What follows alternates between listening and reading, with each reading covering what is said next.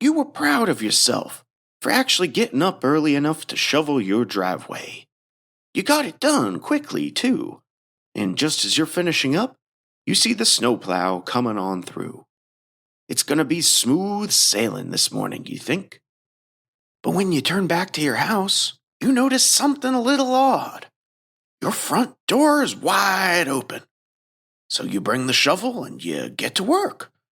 The snow's blown into your front hallway and you need to shovel it quickly or it's going to make a real mess of that carpet. But as you get that done, you see the snow's gotten into your kitchen as well. So you start chipping away at it, nervously checking at your watch. You didn't budget enough time to shovel your kitchen, too. You toss piles and piles of snow out the window and finally clear a path down to your basement door. But when you open it, you find the snow's gotten in there, too. You start shoveling all the way down the stairs, and all the while, more snow just piles and piles in. You start to realize that you might not be able to get back up the stairs at all. And as the snow starts to tumble into the basement even faster now, you realize that this whole kerfluffle is definitely going to make you late to work. Piling up past your knees now, and filling you with a sense of cold despair as it reaches up to your chest is The Podcast Inside Your House by Annie Marie Morgan and Kevin Schrock, with today's episode written by Annie Marie Morgan. Episode 6, The Crawler of Cantwell Cliffs. Cantwell Cliffs is usually a tourist trap. The winter is slightly better, and snowy days even more so that's when I always try to go.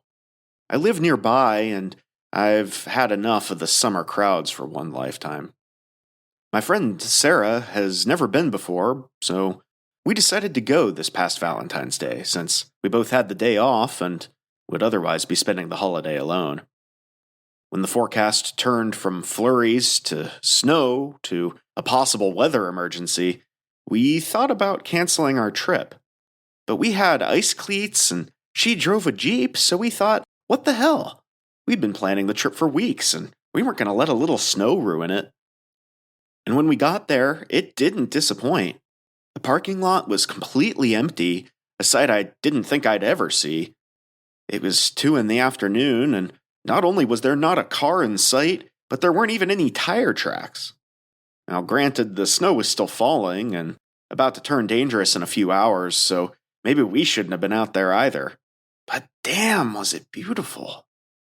Sarah, I told her, you could come here 100 more times, and you might never see it empty like this again. We started walking, and even despite what happened that day, I'd never seen it look so lovely.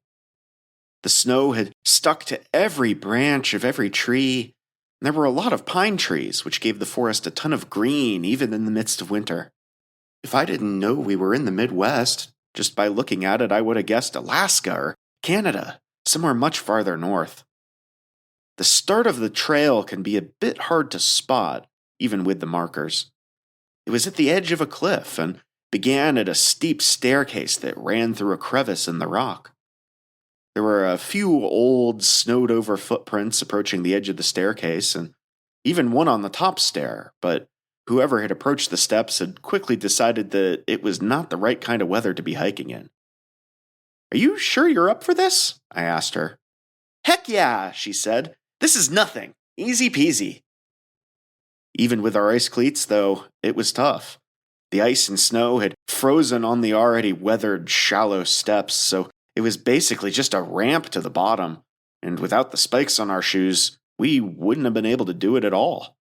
Sarah fell near the bottom and slid about 5 feet before she could catch her footing again. Easy peasy, huh? I asked her, and she just brushed the snow off her pants and smiled. That did make me rethink the hike, and I almost suggested turning back, but we were here, and we'd already done the toughest part of the trail, so why not keep going? We started out walking under the cliffs, past a few waterfalls. Most of the falls down here just trickle unless the rain's really heavy, but in the winter, the ice freezes over itself in thick sheets, creating the illusion of a roaring, formidable waterfall. Sometimes the ice connects with the ground. Sometimes it just hangs in perilous stalactites, with a pillar of bubbled blue ice at the bottom. I snapped a few pictures with my camera, some of the only ones I'd taken down there without people in them, though Sarah jumped into a few of them. "Do you think it's too icy to do the rim trail?" Sarah asked me. "I mean, the trail's technically a one-way, so we kinda have to do it, right?" "Don't worry, the path doesn't get too close to the cliffs. If you think it's safe, I'm game." Sarah wasn't from the Midwest, so she didn't know the area as well. When we first started hiking, I'd have to reassure her that we didn't need bear mace or rattlesnake-proof boots. And yes, that one bottle of water would be plenty. There really weren't any dangers in our part of the wilderness, apart from the occasional homeless camp. She'd sometimes ask about urban legends, too. If she should bring her EVP to go hunting for ghosts, or if we ever saw Bigfoot out here. And I'd tell her I didn't believe in that stuff. Until we were hiking a bit too close to sunset, or heard an animal scream I didn't recognize. Then sometimes I'd believe in that stuff, at least a little bit. Anyway, we took some slippery steps up to the rim trail and started climbing elevation a bit, rising near the top of the tree line that we'd just been underneath. I'd done the trail countless times over the years, and it always seemed higher up in the winter. The naked branches made it easier to see down off the sides of the cliffs, although we didn't venture too close to the edges. There was a small, open-faced cabin overlooking one of the cliffs, and we sat down for a moment, reading the graffiti and eating some granola bars. It was mostly just initials carved inside hearts. We found one that said T+S, and I joked with her that it was a sign we were both playing for the wrong team. We were just putting our water back in our bags when we heard it. A very faint "Help!" came from somewhere ahead of us. I was almost thinking I'd imagined it, but it repeated, louder, "Help!" followed by "Hello?" again coming from ahead of us, coming from down the cliff. We looked at each other with wide eyes and walked closer, stopping only a few feet from the edge. You didn't want to get too close in winter, as it was impossible to tell what was rock and what was snow ready to fall and take you with it. "Hello?" Sarah yelled. "Hello?" the voice answered back. "Please, help me." "I got this," I told her. I grabbed a stick and got down on my stomach, crawling forward and poking the snow ahead of me to make sure that it was still solid ground ahead. Eventually, I could peer over the edge. There was a man down at the bottom of the cliff, and when I saw him, I knew in a quick, harsh way that he was not okay. His arms and legs were twisted up, and he was sprawled out on the ground. No blood that I could see, but that didn't mean much. He was wearing a light green coat and pants that looked torn and dirty. I gasped when I saw him, but steadied my voice and yelled, "Don't worry, we'll go get help." "Please, wait," he cried. "Don't leave me alone." I glanced back at Sarah, who said, "I can go." She was definitely more in shape than me. She was a runner. In a pinch, she'd get back faster. I didn't want her to leave me there, but we couldn't leave him alone. "You might get reception on the way back. Turn your phone on loud, it'll blow up with emails and stuff when you hit the reception." She nodded. "If you don't get it on the trail, you'll get it driving out of here, maybe on the first hill." She swung her pack over her shoulder and said, "I'll be fast." "Go," I said, and she was gone.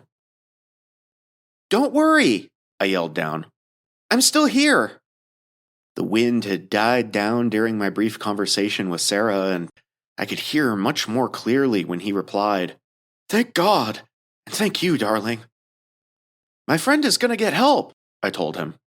Then, even though I didn't believe it, I said, "You're going to be okay." I reached under my stomach and moved a few sticks out of the way, settling into the cold snow. When I peered over the edge again, I got a better look at him.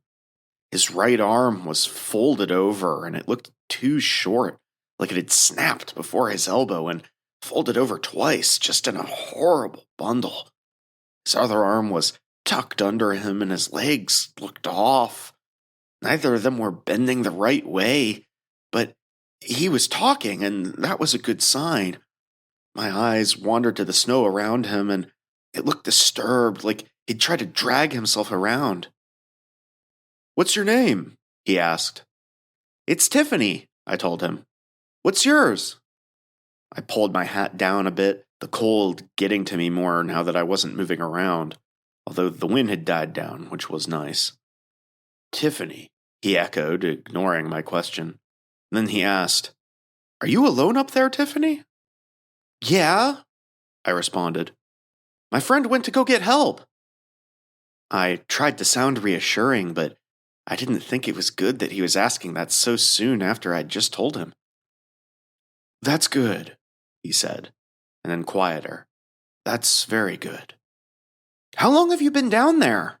I asked him. "A long time," he said. "He must have been there at least a day.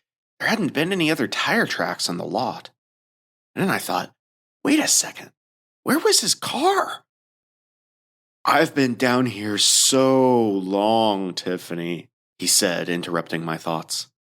I wiggled closer to the ground, trying to get lower down to avoid a sudden rush of wind that was back in the forest. I knew it was just the cold, but when he said my name, the way he said my name, it sent a shiver coursing through me. I immediately felt bad for that thought. He was clearly delirious, but nonetheless, something about him was unsettling. "And I've been so alone down here," he crooned. There was something else bothering me. Why hadn't we seen any footprints going down those stairs at the start of the trail? Maybe he'd been down there a few days before the snow even started? "Well, don't worry," I said, peering back over the edge again. "You're not alone anymore." "No," he said, shuffling slightly. "I'm not." I was about to tell him not to move around when my eyes locked onto the snow around him.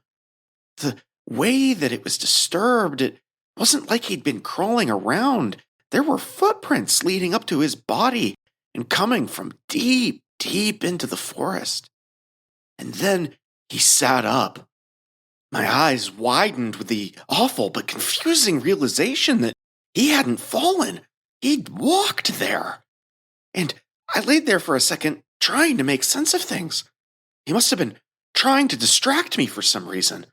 I thought about those stories you hear about girls waiting on the side of the road with a baby or a broken down car who flag you down only to distract you long enough for the rest of their crew to come out of the woods.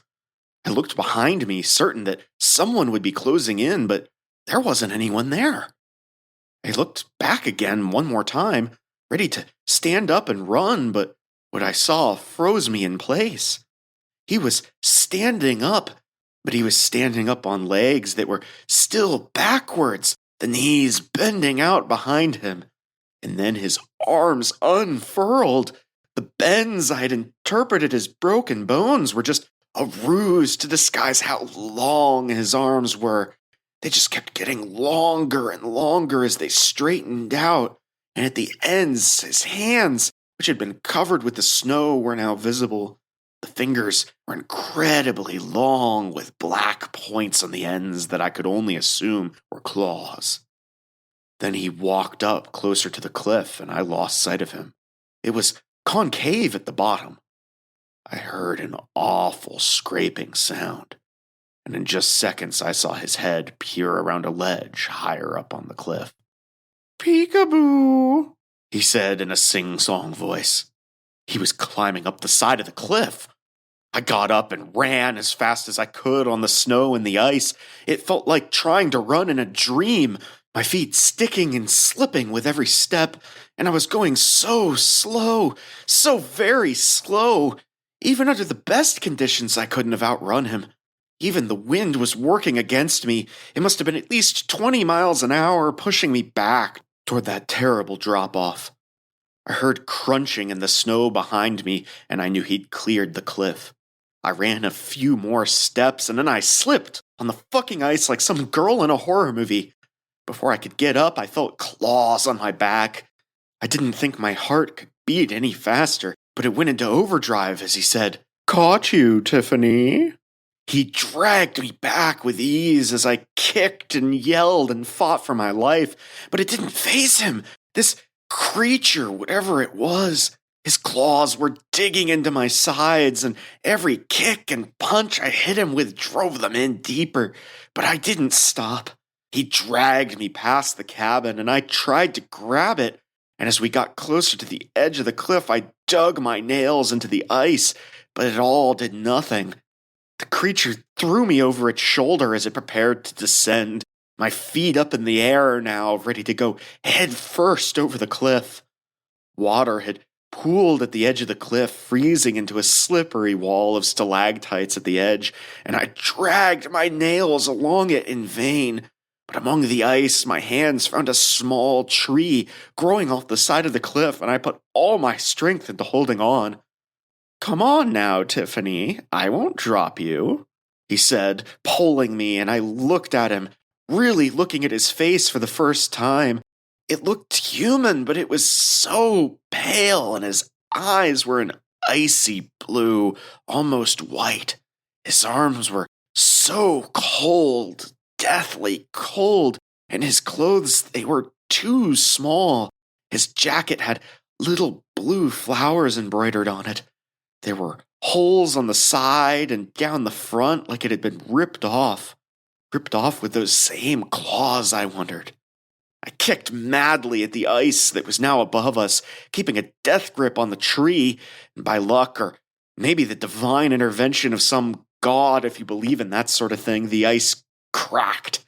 The creature looked up. What could possibly be surprise on its dead face, and it fell. It let go of me, instinctively putting its arms up with their terrible claws to protect itself.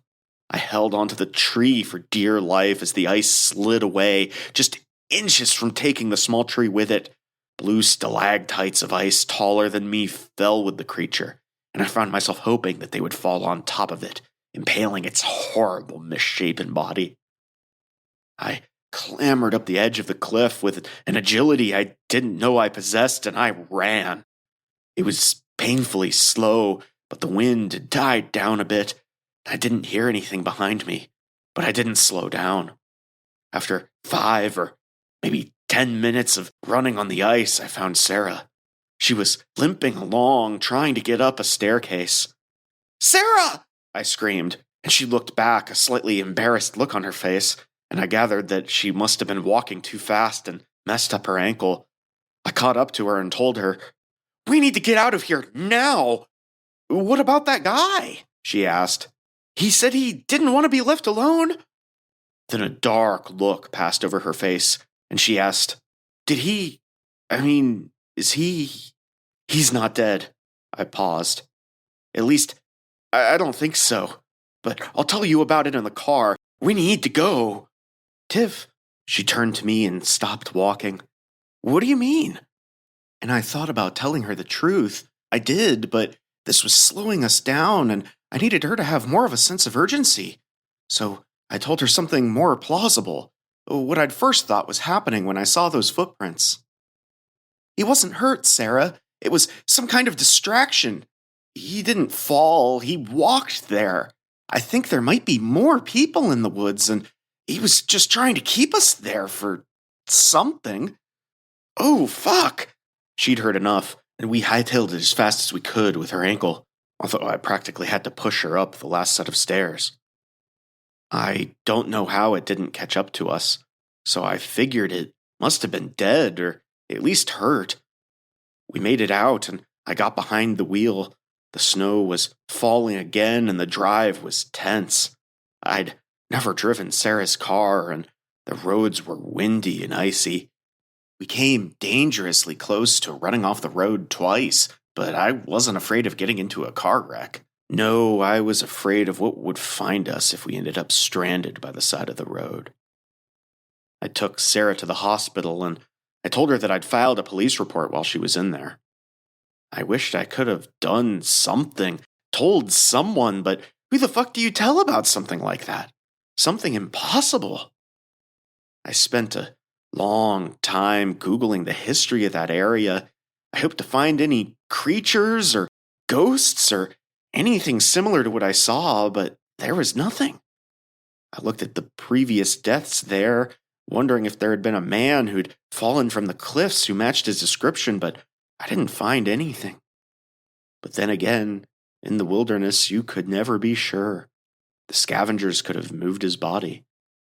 But I don't even know if that thing was a ghost. I mean, what kind of ghost can climb up a wall and grab people? I was going to let it go, get back to living my life as normal, just without ever going hiking again. But then I saw the news later that week. Someone had died at Cantwell Cliffs. Someone who'd been out the same day as us. The story had popped up on my phone while I was looking at it before bed, and when I saw the title, I turned on my lights and went to go double check that my door was, in fact, locked. A girl had been out hiking during the snowstorm just an hour or so after we'd left.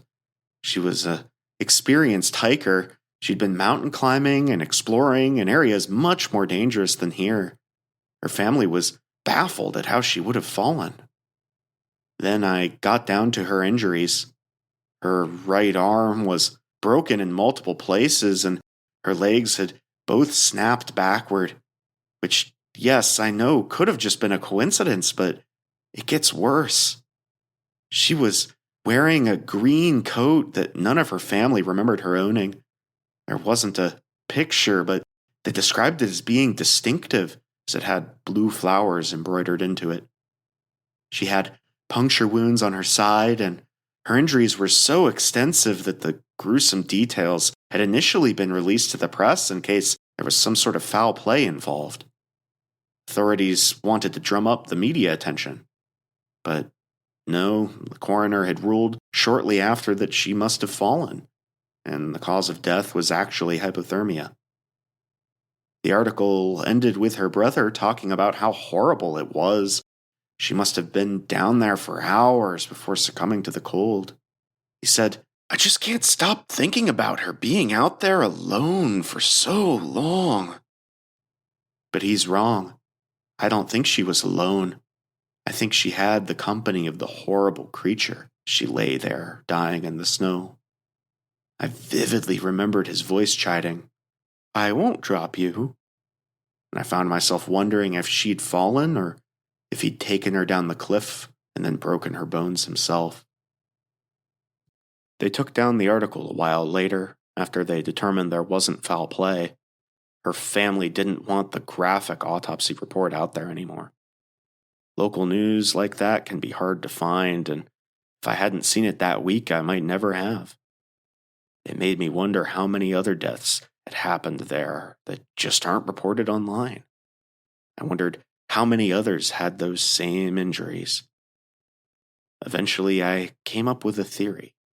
The creature was feeling well enough to catch another person just after me and Sarah left. It should have been able to come after us. We were going so slow, and there are no legends, no sightings, no nothing of this thing. If it lives there, or haunts there, or however it exists, there should be something. I wonder if maybe it only frequents the trail when the crowds are gone, during those exceptionally rare times that lone hikers can be found on the trail.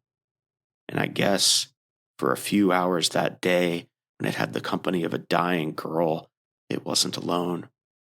And neither was she. Thank you for tuning in to this episode of the podcast Inside Your House. To hear every tale of terror as they're released, subscribe to our show on your podcast app or on YouTube. And until next time, make sure to sit by your window, get cozy, and enjoy the next snowstorm you see. No one knows how many more they've got left.